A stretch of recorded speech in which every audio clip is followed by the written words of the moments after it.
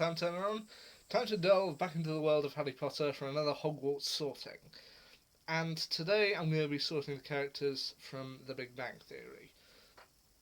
The Big Bang Theory recently finished up this year after a 12 season run, which is still kind of impressive, and it has remained one of the longest running sitcom dramas on television. And I I was always hesitant about it, but I grew to love it, and then when it ended this year, I kind of thought to myself, yeah, I think it earns a spot on my top four. So this became my fourth favourite TV show in my personal bubble, but I still love it.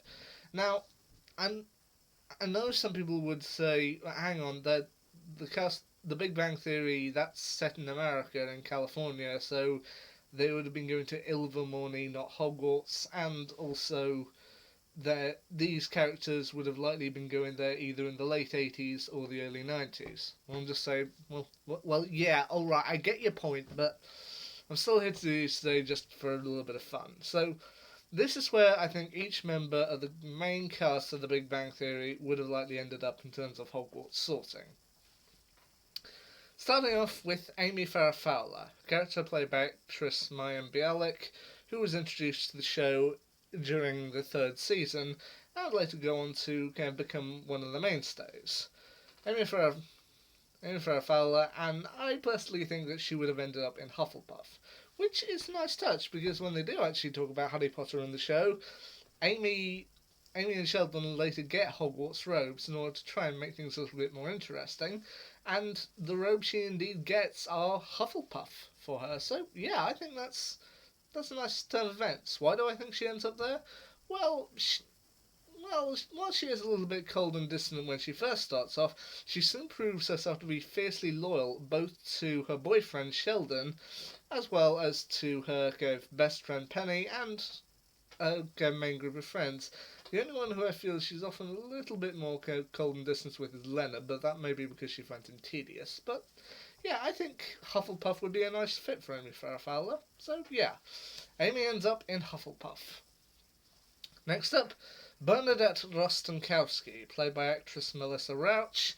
I personally think Bernadette would likely have ended up in Slytherin, namely because I always feel like with her character, I always feel like Bernadette's trying to prove something. Like she has this air of someone who just constantly feels like she has to fight against.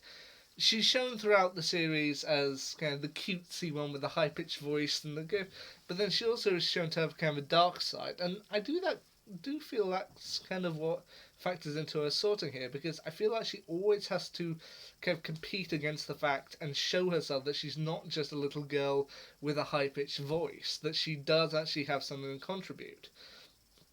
So I feel like she's mainly driven by her ambition to prove people wrong, and that's why I'd sort her into Slytherin. So Bernadette, Slytherin. Howard Wolowitz, surprisingly Gryffindor. This was one that honestly I was unsure about, but I ultimately put Howard into Gryffindor because I found competition about the other houses, and so he just ended up there.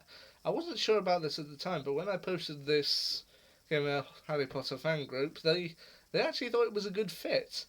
I mean, I didn't think Howard belonged in Hufflepuff because during the while he did get better when he became a husband and later a father, most of the time he was all too willing to abandon his friends for questionable purposes.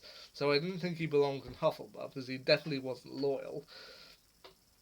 And while he is made fun of, well, most of the time by other members of the cast for his lack of a doctorate's degree, I generally felt that Howard was kind of happy where he was in life. I mean, he got mocked because he was an engineer and he only had a master's degree, but I always felt he was comfortable where he was. He didn't feel like he needed to kind of pursue higher levels. I mean, he could do it if he wanted, but he didn't feel compelled to do so. So that pretty much got rid of Ravenclaw and Slytherin, seeing as he wasn't motivated by wisdom or by ambition. So that left bravery.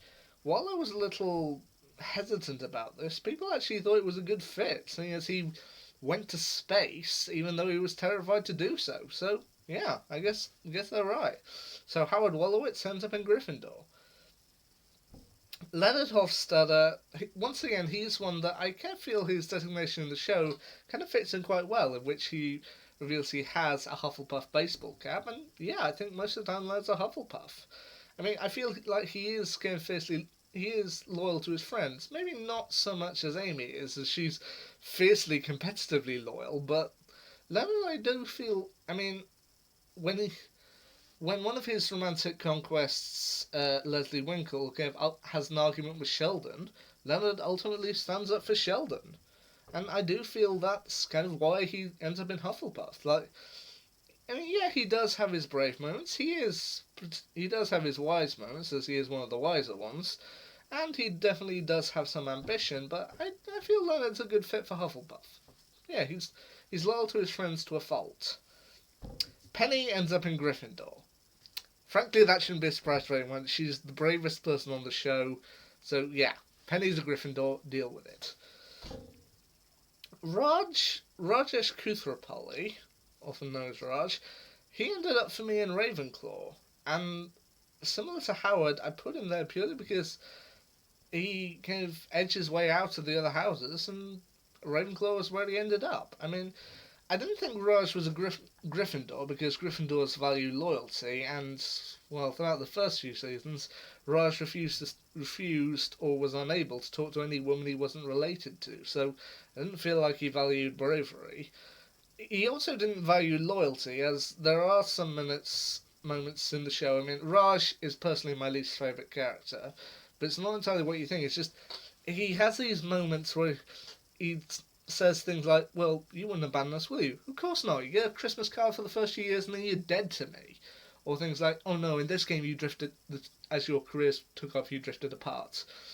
The same way that future me drifted apart from you guys after becoming boy toy for the wrinkled but still flexible Madonna. I just think, yeah, you're an arsehole, so you're not loyal at all. So that's Hufflepuff out the window.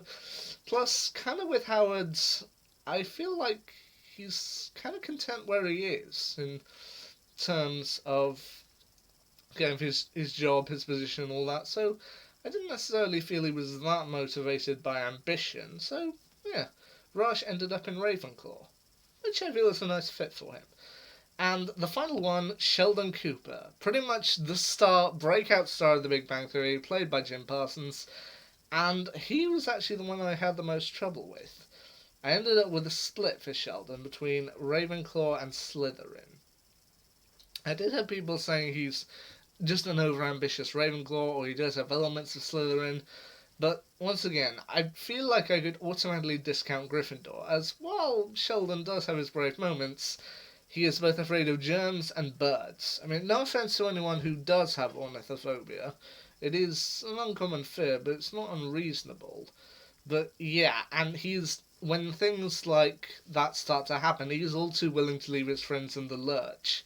So he's definitely not a Gryffindor. And like whenever his friends or somebody falls ill, he's not by their side hoping they get better. He's running as fast away as he can. So he's definitely not a Hufflepuff.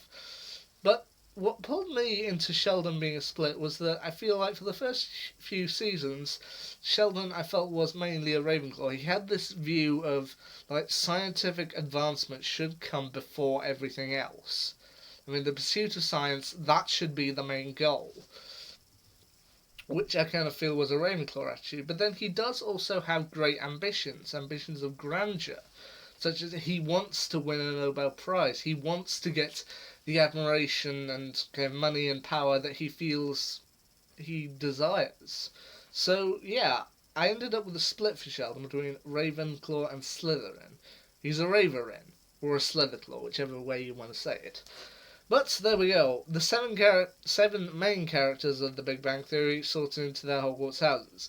I did also briefly consider doing Stuart Bloom, played by Kevin Sussman in the series, but I don't know which one he gets sorted into. But there we go. The seven main characters of The Big Bang Theory sorted into their Hogwarts houses.